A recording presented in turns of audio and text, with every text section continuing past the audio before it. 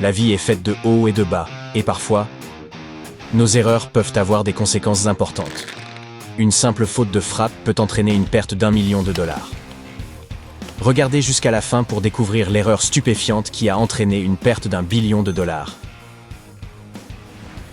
En première position, nous avons l'erreur la moins coûteuse, mais elle fut irréparable. Nous savons tous que les artefacts anciens sont considérés comme extrêmement précieux et que les conservateurs de musées travaillent dur pour les préserver dans un état irréprochable, n'est-ce pas? Une mésaventure s'est pourtant produite en 2015 au musée égyptien du Caire, lorsqu'un masque funéraire ayant appartenu au roi Toutankhamon a été accidentellement endommagé. Sa barbe s'était malencontreusement détachée. Les responsables ont indiqué que la restauration ne s'était pas déroulée comme prévu, la personne chargée de la restauration ayant utilisé un adhésif très puissant qui ne convenait pas au délicat masque d'or. Les représentants du musée n'ont pas indiqué le coût exact de cette bourde, mais les internautes supposent que la valeur du masque devait s'élever à plus de 2 millions de dollars. Erreur numéro 2 est plus de 2 fois plus chère. Faites attention lorsque vous tapez quelque chose, car la faute de frappe la plus chère du monde a coûté près de 5,5 millions de dollars. Elle s'est produite dans les années 80, lorsqu'un billet en classe affaires entre Toronto et Larnaca, à Chypre, sur Alitalia, a été affiché par erreur à 39 dollars canadiens au lieu des 3 900 dollars habituels. L'erreur a été découverte par un internaute sur un site de vente de billets. Cette personne a ensuite partagé sa découverte sur un forum, ce qui a provoqué une véritable ruée avant que l'erreur ne soit corrigée. Dans un premier temps, Alitalia a tenté d'annuler les billets émis, mais finalement, ils ont dû les honorer. Je vais faire le calcul pour vous. Sur la vente de ces mauvais billets, Alitalia a empoché entre 19 500 et 78 000 dollars canadiens. Sans cette erreur, elle aurait gagné entre 2 et 8 millions de dollars canadiens, soit environ 5 millions d'euros. Aïe! Les choses se corsent. En troisième position, nous avons le gratte-ciel londonien connu sous le nom de Walkie Talkie, qui s'est d'abord distingué par ses murs incurvés.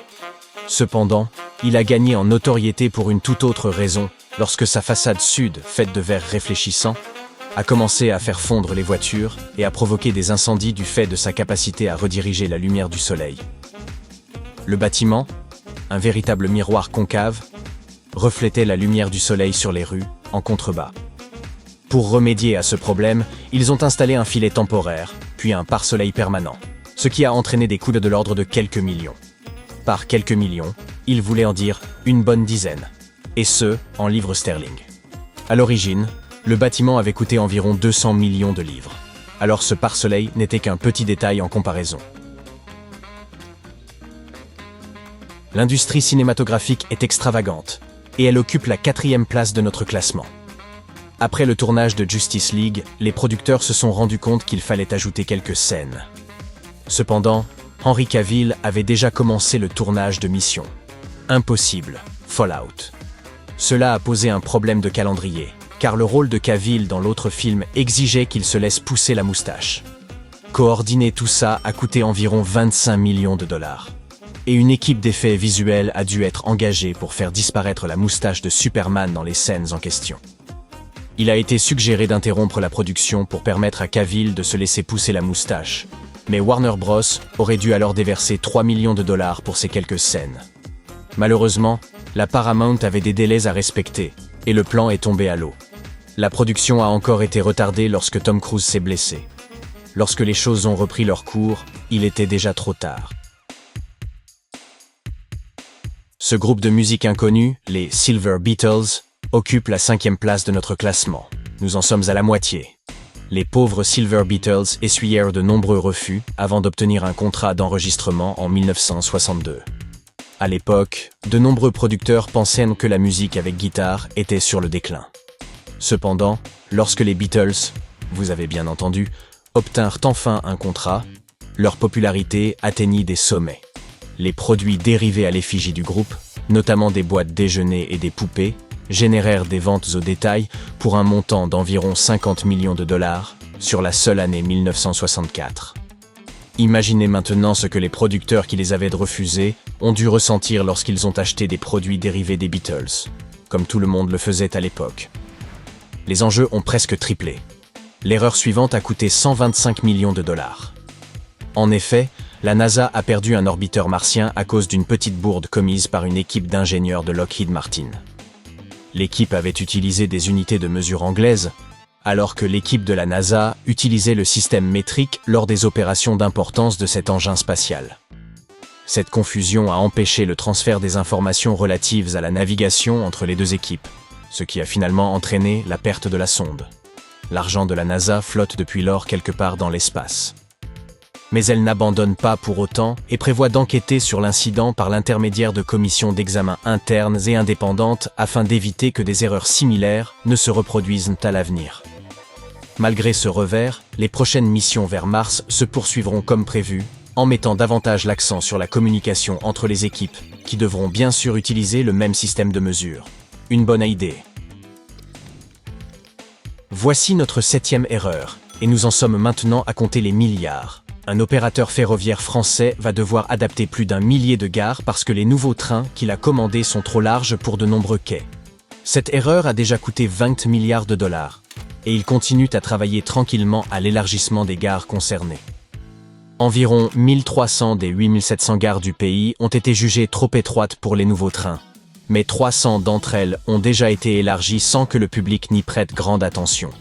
Les nouveaux trains ont été commandés après consultation de l'opérateur du réseau ferroviaire, qui n'a fourni des mesures que pour les gares construites au cours des 30 dernières années.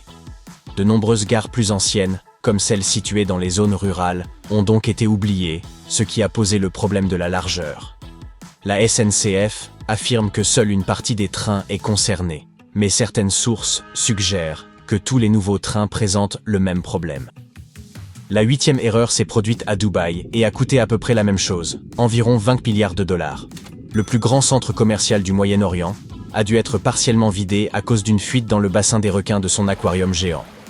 Une vidéo publiée sur le site web d'un journal de Dubaï montre de l'eau s'écoulant de l'aquarium et se répandant sur le sol du centre commercial.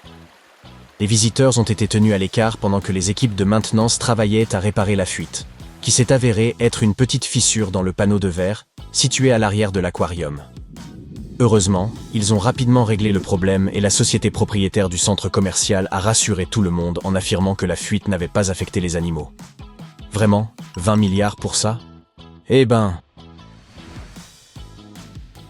L'erreur suivante s'est avérée extrêmement coûteuse. Plus de 7 fois plus que la fuite de Dubaï. Cela semble aujourd'hui incroyable, mais Netflix était à l'époque une start-up en difficulté qui essayait de trouver des investisseurs pour faire avancer ses affaires. La société avait commencé à faire concurrence à Blockbuster dans le domaine de la location de DVD par courrier, et ils sont depuis devenus des acteurs majeurs dans l'industrie du divertissement. Mais le cofondateur de Netflix est récemment revenu sur un épisode crucial du développement de l'entreprise. En 2000, ils auraient essayé de vendre la marque à Blockbuster pour seulement 50 millions de dollars. Aujourd'hui, la valeur de Netflix a dépassé les 150 milliards. Êtes-vous prêt pour l'erreur à 1 billion de dollars ? Si vous prenez le temps d'y réfléchir, vous pourrez probablement trouver vous-même de quoi il s'agit. 3, 2, 1, c'est Apple. Au fil des ans, nous avons beaucoup appris sur l'équipe d'Apple, sur Steve Jobs et Steve Wozniak, et sur la façon dont ils ont totalement changé la donne dans le monde de la technologie. Mais saviez-vous qu'il existait un troisième fondateur, Ronald Wayne, et que celui-ci détenait 10% de la société ? Il a fini par vendre sa part aux deux Steve pour la modique somme de 800 $ après seulement 12 jours en tant qu'actionnaire. Mince, alors. Avec le recul, ce n'était sans doute pas une super décision, surtout maintenant qu'Apple est valorisé à 1 billion de dollars. Et vous, quelle erreur vous a coûté le plus cher ?